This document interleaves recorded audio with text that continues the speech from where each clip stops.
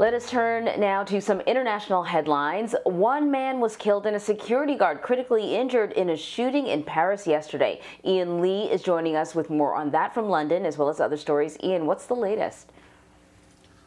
Good morning, Anne-Marie. A witness of the shooting described it as an execution. A manhunt is now underway to try to find the gunman.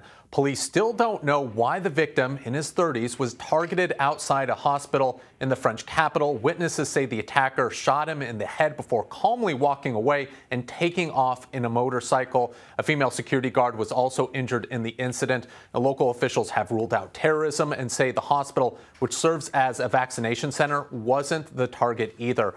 One police officer did tell local media that it appeared the attack was to settle a score.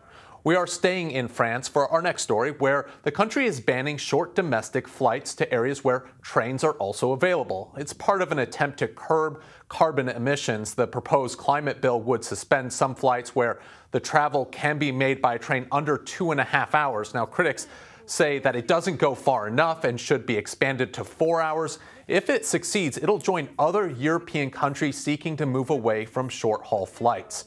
We move on to Japan, where the government has made a controversial decision. It approved the release of more than 1 million tons of contaminated water into the sea from the destroyed Fukushima nuclear power plant. The government says that it'll be treated and diluted so radiation levels are below those set for drinking water. But on the other side, the local fishing industry is strongly against the move, as are neighboring South Korea and China. The plan, though, appears to have the backing of the United States and the International Atomic Energy Agency.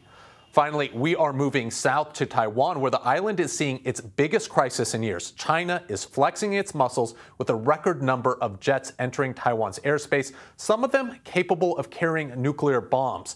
Beijing has stepped up air and naval war games around the island in recent days. Analysts view this as everything from intimidation to a possible trial run for an actual attack. And the military exercises are also seen as a serious challenge to the United States and a test of the Biden administration. Anne-Marie, Chinese leader Xi Jinping has said, by hook or by crook, Taiwan will rejoin mainland China, but the Taiwanese people don't want to reunify, and more of them want formal independence, albeit not at the risk of war.